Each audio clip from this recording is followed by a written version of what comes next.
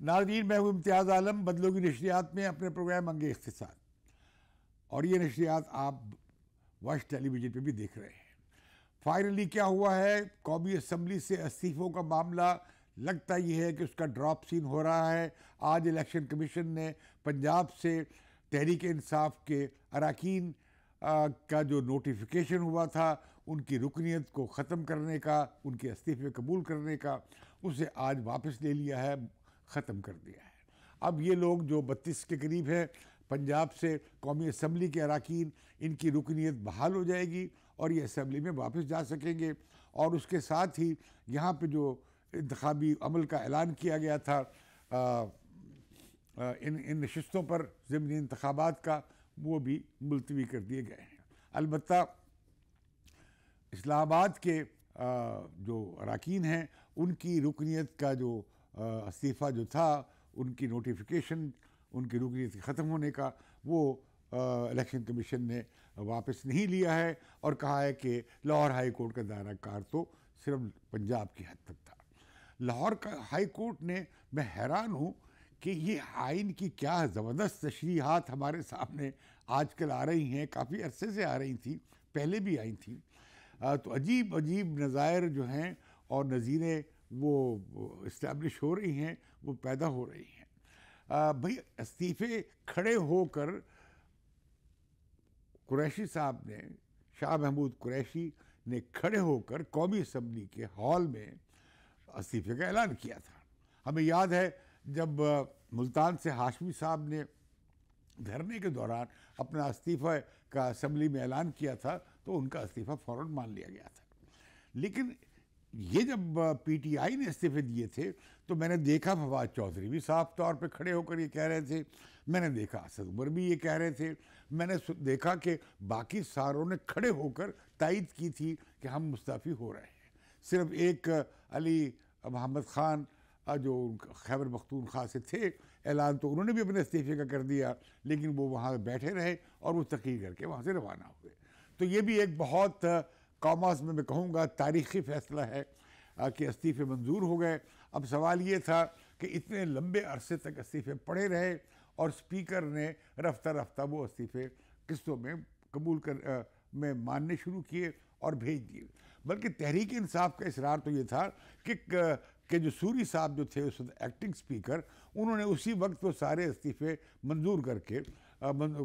کر لیے تھے۔ تو یہ پھر یہ آ کر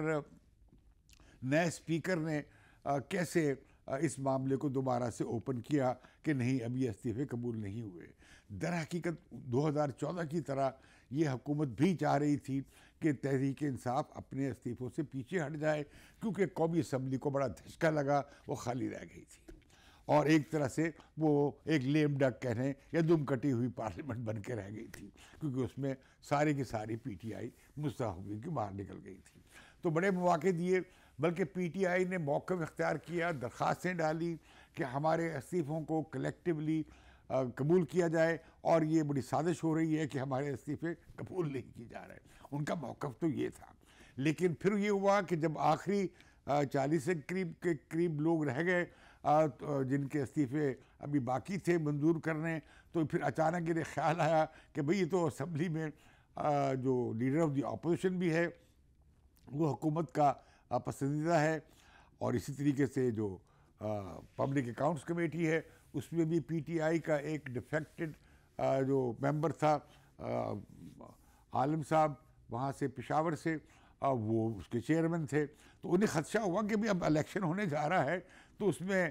کیئر ٹیکر گورنمنٹ بننی ہے، اس میں ابھی احتساب بیورو کے چیف نے استعفیٰ دے دیا ہے، اسی طرح آئینی معاملات پہ مشاورت کے لیے وہ اگر وہ نہ ہوں گے تو حکومت جو ہے اتحادی جماعتیں مل کر جو پی ٹی آئی کے منحرف اراکین ہیں ان کے ساتھ مل کر کچھ بھی کر لیں گے۔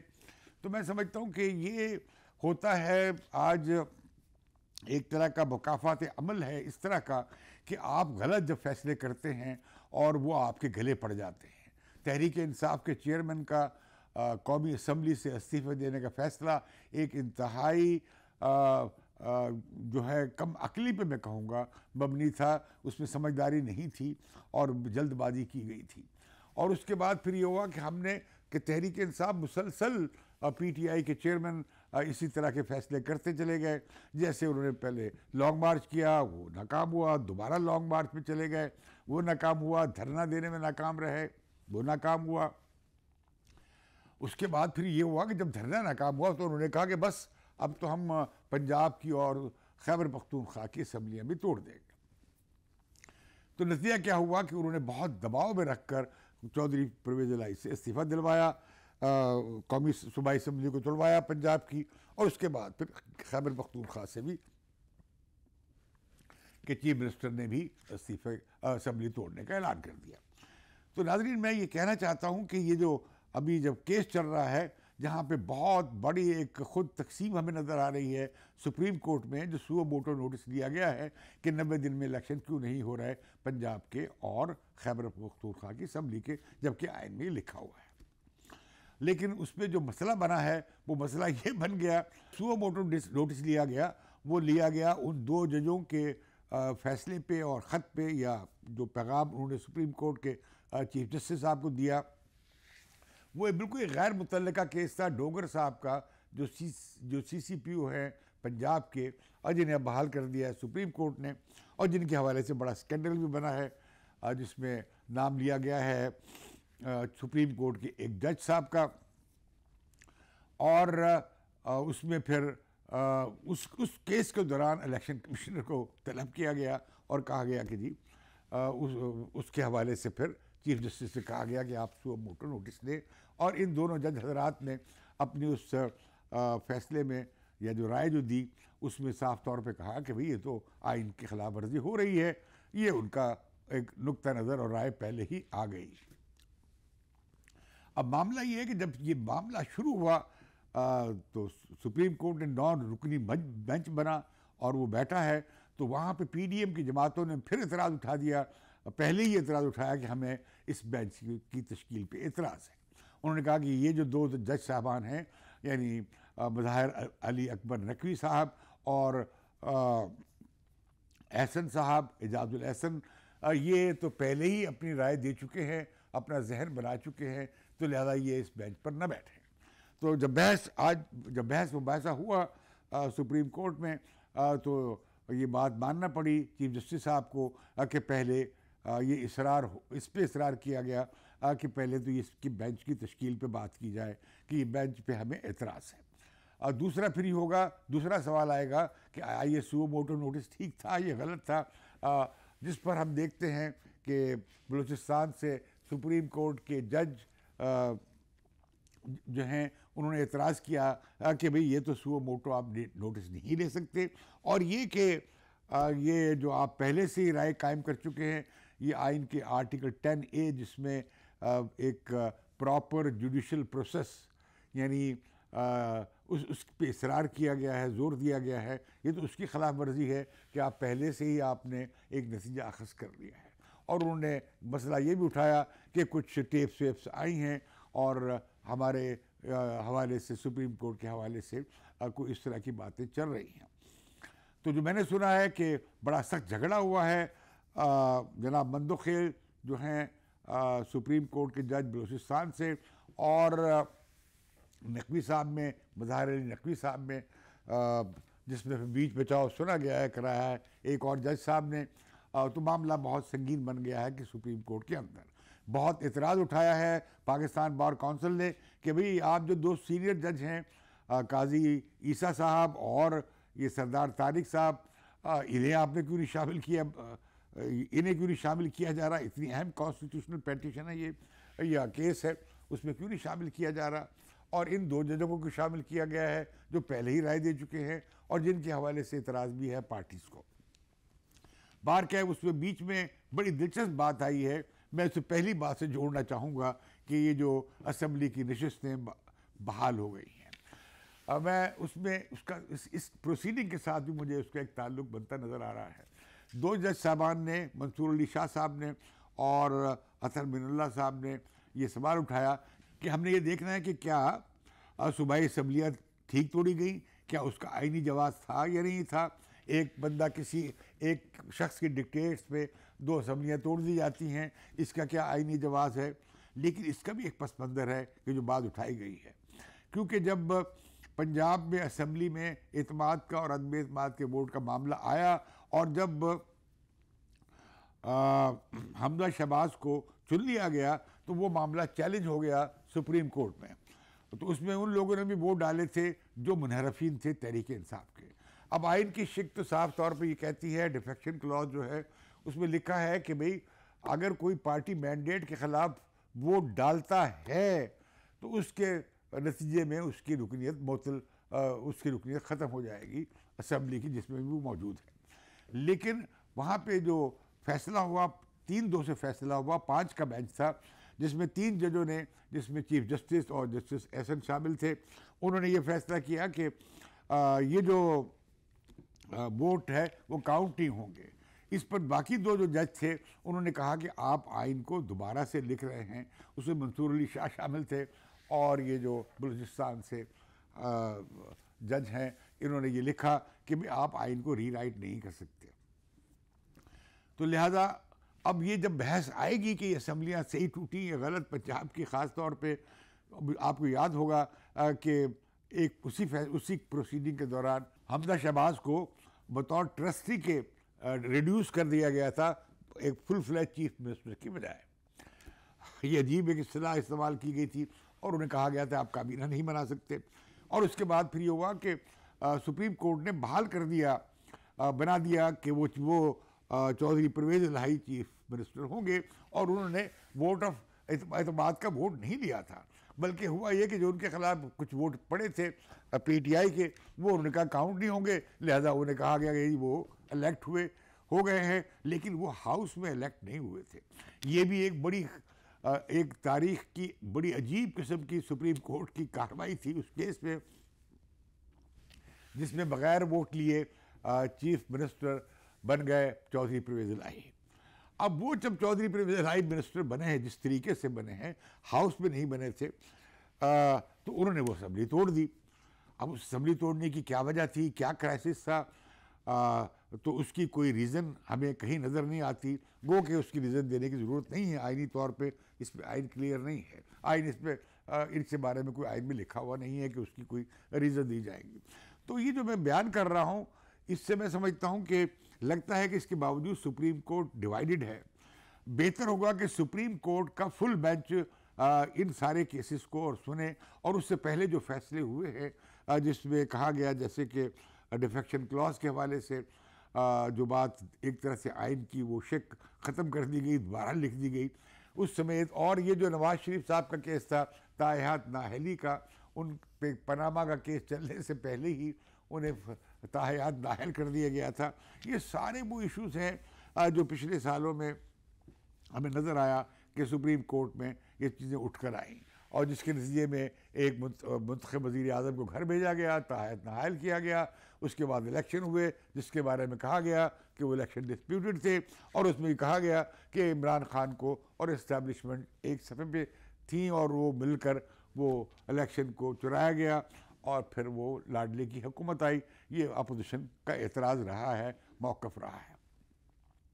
اب جب عمران خان کی حکومت اس کے بعد چلی گئی تو عمران خان نے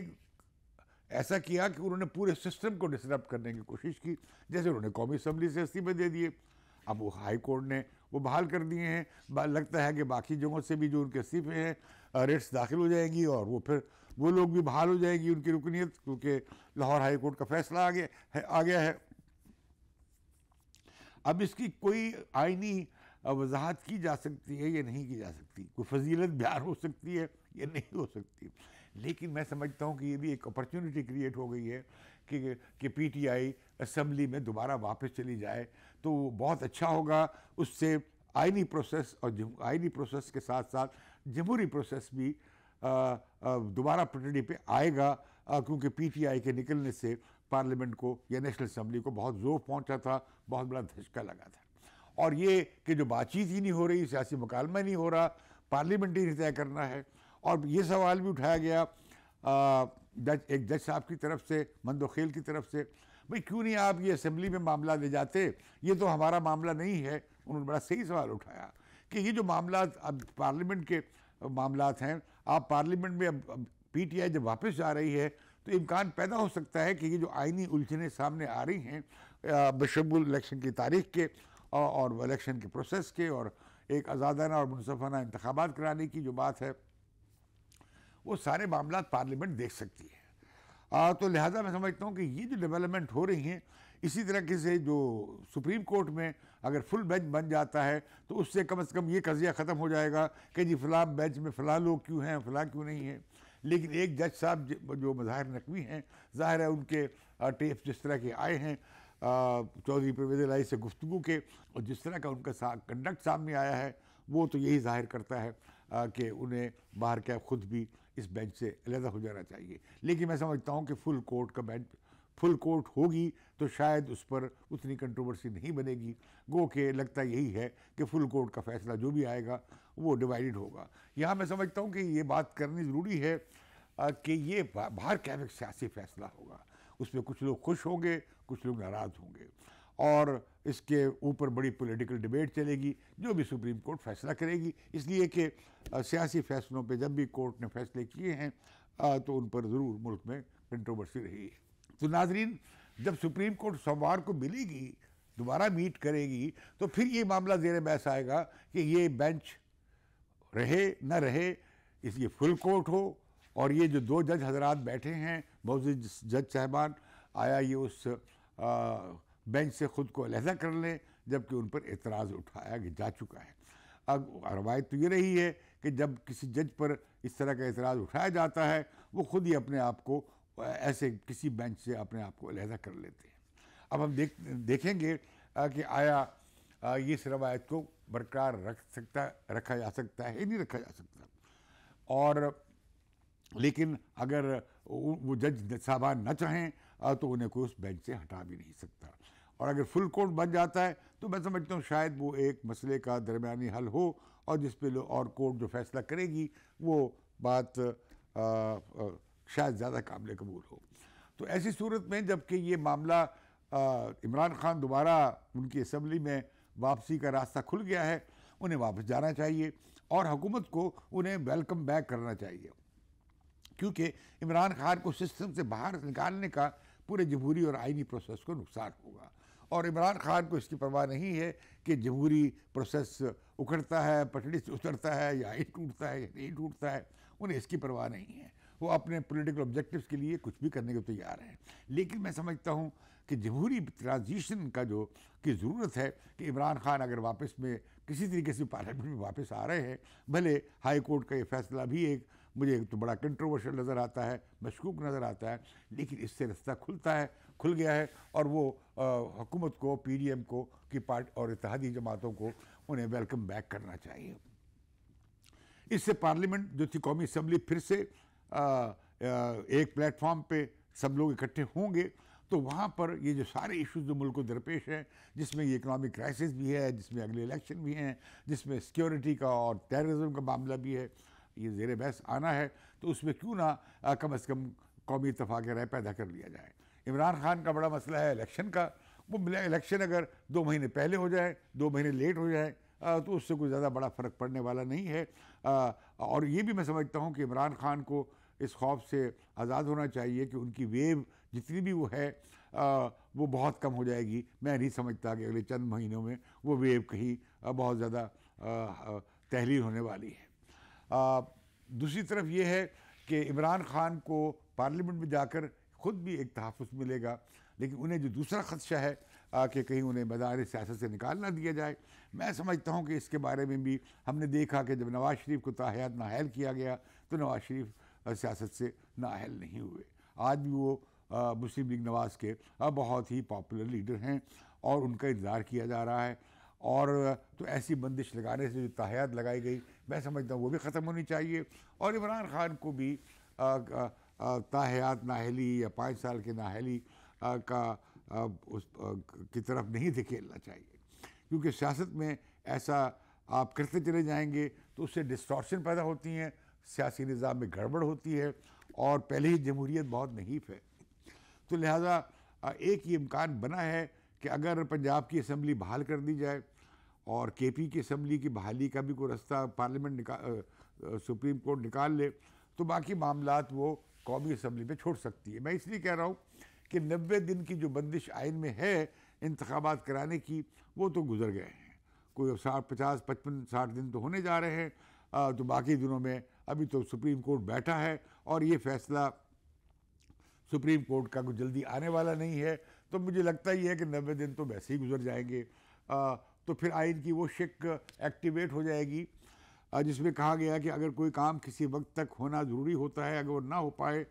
تو اس کے بعد میں ہونے پہ کوئی اعتراض نہیں ہو سکتا کہ کم از کم ہو گیا. تو اس طرح کا یہ ایک آئین میں ایک گنجائش موجود ہے. اب معاملہ کیا آ جائے گا کہ بھئی الیکشن کی طرف جایا جائے، کیونکہ یہ جو بات ہے کہ عمران خان جس طرح چاہتے تھے کہ پہلے صوبائی الیکشن ہو جائیں 2 اور وہ میدان مار لیں، اس کے زور پہ وہ قومی اور اسمبلی کے الیکشن کی طرف جائیں، تو میں سمجھتا ہوں کہ یہ سیاست کا یہ داؤ پیچ چلنے والا نہیں ہے. اور دوسرے یہ ملک افورڈ نہیں کر سکتا 6 مہینے 8 مہینے کی الیکشن مہم کو. ابھی ہم دیکھ رہے ہیں کہ کراچی لاہور میں جھگڑا ہو گیا ہے اس بات پہ کہ وہ جو پی ایس ایل کے میچز ہیں لاہور میں ہوں گے یا نہیں ہوں گے. یہ 50 کروڑ روپے مانگ لیے ہیں انتظامات کے لیے پنجاب گورنمنٹ نے، جبکہ جو پاکستان کرکٹ بورڈ ہے اس میں نجم سیٹھی نے صحیح پوزیشن لی ہے. انہوں نے کہا جی ہم تو آپ کو نہیں دیں گے، یہ آپ کے انتظامیہ کا کام ہے، ہم کیوں دیں اس بات کو. تو لہذا اسی طرح کے جو مسئلے جو ملک کے جہاں یہ معاشی بحران کی حالت ہو وہاں انتخابات کے حوالے سے بھی آپ پہلے تو آپ صوبائی اسمبلیوں کے الیکشن کرائیں گے، پھر آپ جو رشتیں خالی ہوئی ہیں ان پر الیکشن کرائیں گے، اب پھر آپ قومی اسمبلی اور پھر سندھ اور بلوچستان کی اسمبلی کے الیکشن کرائیں گے. تو یہ پاکستان میں یہ آج تک ہوا نہیں ہے. اور آئین کے مسئلہ یہ ہے کہ آئین میں یہ تصور کیا گیا، فرض کیا گیا کہ یہ سارے الیکشن جنرل الیکشن ہیں اور وہ اکٹھے ہوں گے. حالانکہ آئین میں یہ دیا ہوا ہے کہ بھئی پرائم منسٹر بھی قومی اسمبلی کو برخاست کر سکتا ہے اور چیف منسٹر بھی کر سکتا ہے صوبائی اسمبلی کو برخاست. لیکن جو ساری آئینی اسکیم بنائے گی اس میں کیئر ٹیکر سیٹ اپ بھی آ گیا. اوپر سے ابھی یہ بھی مسئلہ ہے کہ پنجاب میں تو مرکز میں تو کیئر ٹیکر نہیں ہوں گی جب پنجاب اور کے پی میں الیکشن ہو رہے ہوں گے. اسی طریقے سے جب مرکز کے الیکشن ہو رہے ہوں گے تو پنجاب میں اور خیبر پختونخوا میں منتخب حکومتیں ہوں گی. تو یہ جو سارا معاملہ تھا ایک غیر جانبدارانہ سسٹم کے تحت، عبوری سسٹم کے تحت الیکشن کرانے کا، وہ ساری اسکیم پھر سے خراب ہو جائے گی، تلپٹ ہو جائے گی. ہاں تو ناظرین، سیاسی مسئلے کا سیاسی حل نکالنا چاہیے اور میں سمجھتا ہوں کہ سپریم کورٹ کو فیسیلیٹیٹ کرنا چاہیے کہ سیاستدان ہی اور پارلیمنٹ ہی سیاسی مسئلے کا کوئی سیاسی حل نکالیں. اگر آربیٹریشن کی گئی تو اس سے شاید کرائسس بنے گا. اس طرح کی آربیٹریشن جس سے ایک پارٹی کو نقصان ہو اور دوسری کو فائدہ ہو. یہ جو بحران چل رہا ہے اس کی میں سمجھتا ہوں کہ شاید ایک عجیب وجہ ہے جو میں آپ کو بیان کرنا چاہتا ہوں. یہ بیان اس لیے کہ ہائبرڈ نظام ناکام ہو گیا اور ہائبرڈ نظام چلتا ہی رہا ہے فوج کے سر پہ. اب جب فوج پیچھے ہٹ گئی ہے تو سیاسی بحران کو حل کرنے کے لیے کوئی آربیٹر نہیں ہے، کوئی مصالحت کی نندہ نہیں ہے جو لوگوں کو بٹھائے، بات کرائے، کوئی رستہ نکالے. تو لہذا کرائسس ہے. اور سپریم کورٹ کی آربیٹریشن پہ اختلاف موجود پیدا ہو گیا ہے، ان کے بینچ پہ اختلاف پیدا ہو گیا ہے. تو پھر کیا ہوگا، کس طرح ہوگا؟ تو لہذا میں سمجھتا ہوں کہ یہ جو کرائسس ہے یہ حل ہو سکتا ہے کہ اگر سپریم کورٹ فیسیلیٹیٹ کرے کہ پارلیمنٹ جو ہے وہ اس بارے میں کوئی رستہ نکالے. ایک جج صاحب نے تو یہ کہا بھی ہے کہ کوئی ہم معاملہ پارلیمنٹ کیوں نہیں اس بات کا حل نکالتی. آج ایک بڑی بات یہ ہوئی ہے کہ جو ڈیفنس منسٹر اور آئی ایس آئی چیف کے کابل کے دورے کے بعد آج ایپیکس کمیٹی کا پہلا اجلاس ہوا ہے. اس سے پہلے تو ہم نے دیکھا کہ نیشنل سیکورٹی کمیٹی کا اجلاس ہوا تھا جب دہشت گردی ہوئی تھی پشاور میں، پولیس کے جو جوان شہید ہوئے تھے بڑی تعداد میں. تو آج ایپیکس کمیٹی کا اجلاس ہوا ہے. لگتا یہ ہے کہ افغانستان کے دورے کی روشنی میں دہشت گردی کے حوالے سے نیشنل ایکشن پلان کا دوبارہ جائزہ لیا گیا ہے. پرائم منسٹر کی تقریر سے تو پتہ نہیں لگتا کہ وہ کیا پالیسی اختیار کی جائے گی. وہ تو ایک عام طرح کی تقریر تھی. لیکن اس میٹنگ میں کیا فیصلہ ہوا ابھی تک جب میں یہ پروگرام ریکارڈ کروا رہا ہوں میرے سامنے ایپیکس کمیٹی کے فیصلوں کی کوئی اناؤنسمنٹ نہیں آئی ہے. لیکن جو بات کرنے والی ہے وہ یہ کہ جو دہشت گردی کے حوالے سے جو آل پارٹیز کانفرنس ہونی تھی، اس پہ بڑا سوال اٹھایا جا رہا ہے، تنقید کی جا رہی ہے کہ وہ اجلاس کیوں نہیں ہوا۔ قومی اسمبلی میں خطاب کرتے ہوئے اور خواجہ صفدر جو وزیر دفاع ہیں، انہوں نے ٹھیک طور پہ سوال پوچھا ہے کہ یہ جو لوگوں کو ہزاروں کی تعداد میں لا کے سیٹل کیا گیا، اور یہ جو جنرل باجوہ اور جنرل فیض نے لوگ لا کے تحریک طالبان پاکستان کے لوگوں کو لا کے سیٹل کیا تھا، جس میں عمران خان بھی شامل تھے، اس کا کون جواب دے گا اس پالیسی کا؟ کیونکہ اب ان لوگوں نے واپس آ کر دوبارہ خود کو منظم کر لیا اور وہ پھر اسٹیٹ آف پاکستان پہ حملہ آور ہو گئے۔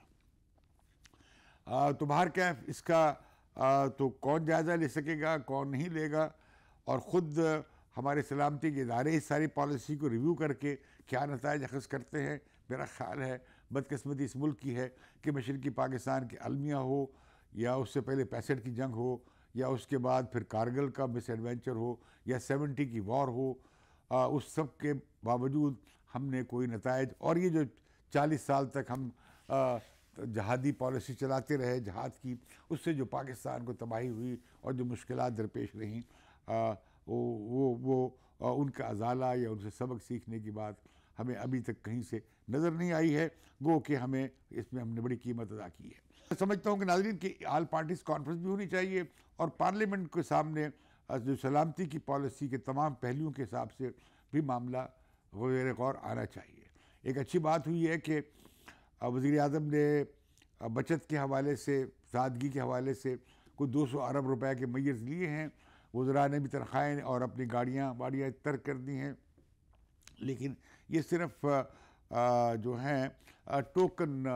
سٹیپس ہے، نمائشی سٹیپس ہیں، گو کہ اس کا پیغام اچھا گیا ہے، لیکن بڑے اقدامات کی ضرورت ہے۔ کیوں اتنے ہم نے محکمے رکھے ہوئے ہیں وفاق میں، جبکہ 8ویں ترمیم کے بعد بہت سارے محکمے صوبوں کے پاس چلے گئے ہیں، آپ نے پھر بھی مختلف ان کے ڈپارٹمنٹس کو اور ان کے ڈویژنس کو رکھا ہوا ہے۔ یہ تو فیصلہ کیا ہے کہ نیا کوئی نہیں بنے گا، لیکن پہلے سے جو موجود ہیں، جو کہ اب آپ کے وفاق کے اس میں نہیں آتے دائرہ عمل میں اور صوبوں کے دائرہ عمل میں ہیں، آپ وہ ختم کر دیں۔ اسی طریقے سنا ہے یہ جو پینشن کے حوالے سے کہ 5 لاکھ سے زیادہ نہ ہو، اور ہر ریٹائرڈ افسر کے پاس ایک سے زیادہ پلاٹ نہ ہو، یہ بھی ایک اچھا فیصلہ ہے۔ تو کیا جوڈیشری اس پہ عمل کرے گی؟ کیا فوج اس پہ عمل کرے گی؟ کیا سول بیوروکریسی اس پہ عمل کرے گی؟ یہ ہم دیکھیں گے، اور یہ ہونا چاہیے۔ یہ جس طرح پاکستان کے ذرائع کو لوٹ کا مال سمجھ کے بانٹا گیا ہے بیوروکریسی نے آپس میں، خواہ وہ سول بیوروکریسی تھی یا ملٹری بیوروکریسی تھی، میں سمجھتا ہوں اس کا خاتمہ کرنا چاہیے پاکستان۔ یہ اللہ تللے افورڈ نہیں کر سکتا ہے۔ یہ بھی اچھی خبر سننے میں آ رہی ہے کہ فوج تیار ہو گئی ہے۔ مجھے نہیں معلوم، یا ہم نے اخبارات میں دیکھا ہے، اطلاعات ہیں کہ جو نان کمبیٹ یعنی جو لڑائی سے ہٹ کر جو بجٹ ہے غیر پیداواری دوسرے، ان میں کمی کی جائے گی، لیکن سوال ہے کتنی کمی کی جائے گی۔ میرا خیال ہے کافی کم از کم 30 سے 50% تک کو کمی کرنی چاہیے ٹو سٹارٹ ود۔ تو یہ جو ابھی اچھی خبر یہ ہے کہ IMF سے معاہدہ ہونے جا رہا ہے، اگلے ہفتے ہو جائے گا، اور ساتھ ہی چین نے $70 کروڑ دینے کا اعلان کر دیا ہے، جو ہمیں اگلے 2-3 دن میں مل جائیں گے۔ اسی طرح باقی دوست ملکوں سے بھی امداد آنے لگے گی، اور پاکستان کی جو بہت ہی یہ جو صورتحال تھی، بہت پتلی صورتحال معاشی حساب سے کہ ہم بالکل دیوالیہ ہونے جا رہے ہیں، یہ خطرہ ٹل جائے گا۔ حکومت کو کچھ فائنینشیل اور فسکل سپیس ملے گی، لیکن عوام کے لیے کوئی ریلیف کے امکانات ابھی دور تک نظر نہیں آتے۔ اور یہ بات درست ہے کہ اس اتحادی حکومت کو ان ٹف میز کے نتیجے میں کافی سیاسی قیمت ادا کرنی پڑی ہے، اور اس کا فائدہ عمران خان کو ہوا ہے۔ تو پھر عمران خان کیوں اتنے پریشانی میں ہیں؟ کیونکہ اس حکومت کے پاس اگر 5-6 مہینے ہیں بھی، تو اس دوران ان کے پاس کوئی ایسا قانون کا خزانہ ان کے پاس نہیں آنے والا کہ جس سے یہ لوگوں کو خوشیاں بانٹ سکے۔ تو میں سمجھتا ہوں کہ عمران خان کے بھی انٹرسٹ میں ہے کہ یہ سسٹم رہے، اور یہ جمہوریت کنٹینیو کرے، اور یہ ٹرانزیشن چلتی رہے۔ یہ باقی سیاسی پارٹیوں کے بھی مفاد میں ہے۔ آج جو کرائسس بنا ہے، اس میں ایک خلا بنا ہے، وہ خلا کو کون پر کرے؟ اس خلا کو پارلیمنٹ کو پر کرنا چاہیے۔ اور اس میں عمران خان کا بھی انٹرسٹ ہے کہ کل کو وزیر اعظم بنتے ہیں تو وہ پارلیمنٹ ہی ان کی طاقت کا منبع ہو، نہ کہ ایک صفحے کی اعانت جس کے وہ بہت باجوہ صاحب کے حوالے سے بڑی تعریفیں کرتے تھے اور جنرل فیض کے حوالے سے بہت گن گاتے تھے. اس کی ضرورت نہیں ہے کسی الیکٹڈ پرائم منسٹر کو. الیکٹڈ پرائم منسٹر کو بھلے عمران خان ہو یا کوئی اور ہو، اس کے لیے پارلیمنٹ ہی طاقت کا منبع ہو. مجھے آج بدلوں کی نشریات سے اجازت دیجیے، پھر حاضر ہوں گا.